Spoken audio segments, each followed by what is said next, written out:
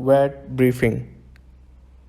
UK में रहने वाले सेलर और यूके से बाहर रहकर यूके में बेचने वालों के लिए वैट ब्रीफिंग।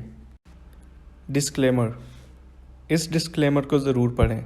ये वीडियो महज मालूमात के लिए बनाई गई है। कोई भी फ़ैसला करने से पहले प्रोफेशनल एडवाइस ज़रूर लें, किसी भी ऐसे बंदे से जो इस काम में महारत रखता हो। Taxable supplies. सप्लाइज़ की 3 इकसाम हैं। नंबर 1 टैक्सेबल, नंबर 2 एग्जेम्प्ट और number 3 outside the scope. Registration threshold के लिए टैक्सेबल सप्लाइज़ की मज़ीद 3 इकसाम हैं। Number 1 VAT exclusive standard rated sales, number 2 VAT exclusive reduce rated sales और number 3 zero rated sales. Exempt supplies का शुमार टैक्सेबल सप्लाइज़ में नहीं होता। Compulsory VAT registration. Compulsory VAT registration का मतलब है कि एक कारोबार के लिए वैट की रजिस्ट्रेशन ज़रूरी हो गई है। कंपल्सरी वैट रजिस्ट्रेशन के लिए 2 टेस्ट हैं, हिस्टोरिक टेस्ट और फ्यूचर टेस्ट। हिस्टोरिक टेस्ट माजी के 12 महीने की टैक्सेबल सप्लाइज़ को देखता है। ये टेस्ट हर महीने के इख्तिताम पर किया जाता है, जबकि फ्यूचर टेस्ट का ताल्लुक आने वाले 30 दिन की टैक्सेबल सप्लाइज से होता है। अगर टैक्सेबल सप्लाइज रजिस्ट्रेशन की हद से तजावुज़ कर गई हैं तो HMRC को 30 दिन से पहले इतला देना ज़रूरी होता है और 30 दिन की मुद्दत के आगाज़ से वैट चार्ज किया जाता है। Voluntary VAT registration. रज़ाकाराना रजिस्ट्रेशन एक कारोबार को वैट के लिए रजिस्टर होने की इजाज़त देता है, जबकि उसकी टैक्सेबल सप्लाइज रजिस्ट्रेशन की हद से कम भी हों। D registration. डी रजिस्ट्रेशन की मुनासबत से एक कारोबार वैट से डी रजिस्टर हो सकता है। डी रजिस्ट्रेशन की 2 सूरतें हैं, कंपल्सरी या वॉलंटरी। कंपल्सरी डी रजिस्ट्रेशन उस वक्त होती है जब कारोबार बेच दिया जाए या कारोबार अब मज़ीद टैक्सेबल सप्लाइज में डील ना करता हो, जबकि वॉलंटरी डी रजिस्ट्रेशन तब दस्तयाब होगी जब ये मुतवक्के हो जाए कि अगले 12 महीने की टैक्सेबल सप्लाइज मौजूदा डी रजिस्ट्रेशन की हद से कम होंगी। थ्रेशोल्ड। 1 अप्रैल 2017 से लेकर अप्रैल 2020 तक वैट रजिस्ट्रेशन की हद 85,000 पाउंड्स है और डी रजिस्ट्रेशन की हद 83,000 पाउंड्स है। Standard rate VAT. वैट कवानीन के मुताबिक स्टैंडर्ड रेटेड सप्लाइज की कोई हतमी फहरिस्त नहीं है। अगर वैट रेट 20% हो तो वैट इंक्लूसिव अमाउंट को 1/6 करने से वैट अमाउंट हासिल की जा सकती है। MTD का मतलब है मेकिंग टैक्स डिजिटल।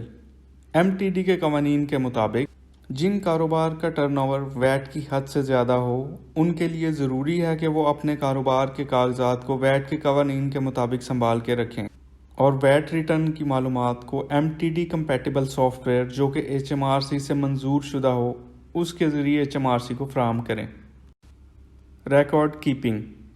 HMRC अपने इख्तियारात का इस्तेमाल करते हुए ताजरों को इस बात का पाबंद करता है कि वो अपनी मंदरजा झैल मालूमात HMRC के मुताबिक रखें। Number 1 business accounting records, number 2 तमाम वैट की दी गई इनवॉइसेस और वसूल की गई इनवॉइसेस की कॉपी, नंबर 3 क्रेडिट और डेबिट नोट्स और नंबर 4 वैट अकाउंट जो कि आउटपुट वैट यानी सेल्स और इनपुट वैट यानी परचेजेस की नकलो हरकत को ज़ाहिर करे। HMRC की हिदायत के मुताबिक कारोबार को इन रिकॉर्ड को 6 साल तक महफूज रखना बहुत ज़रूरी है। VAT filing and payment. VAT 100 form जो मखसूस वक्फे अमूमी तौर पर 3 माह के बाद वैट रजिस्टर्ड बिजनेस की तरफ से HMRC को जमा करवाया जाता है, इसमें दर्ज मालूमात में से चंद ये हैं। आउटपुट वैट मतलब जो वैट टैक्सेबल सप्लाइज को बेचकर कारोबार ने वसूल किया। इनपुट वैट जो वैट टैक्सेबल सप्लाइज को ख़रीदते वक्त अदा किया और वैट की अदायगी या वसूली की रकम। अगर आप वैट रिटर्न ऑनलाइन जमा करवा रहे हैं तो इस रिटर्न का दौरानिया ख़त्म होने के 1 महीना और 7 दिन के अंदर अंदर जमा करवा दिया जाए। मिसाल के तौर पर एक वैट क्वार्टर जो 31 मार्च 2018 को ख़त्म हुआ उसकी रिटर्न 7 मई 2018 से पहले जमा करवा दी जाए। EORI number economic operators registration and identification number یا EORI کی ضرورت ایسے کاروبار کو ہوتی ہے جو یورپین یونین میں چیزوں کو برآمد یا درآمد کرنا چاہتے ہیں۔ اگر کمپنی UK میں رجسٹرڈ ہے تو UTR کو استعمال کرتے ہوئے EORI حاصل کیا جا سکتا ہے۔ اس صورت میں ویٹ رجسٹریشن کی ضرورت نہیں۔ وہ کاروبار جو یورپین یونین سے باہر رجسٹرڈ ہیں وہ پہلے ویٹ رجسٹریشن کروائیں اور پھر ویٹ نمبر کے ذریعے EORI اپلائی کریں۔ آپ کے قیمتی وقت کا بہت شکریہ۔ اگر کسی بھی طرح کی معلومات درکار ہوں تو برائے مہربانی نیچے دیے گئے نمبر یا ای میل پر رابطہ کریں۔ Thanks again.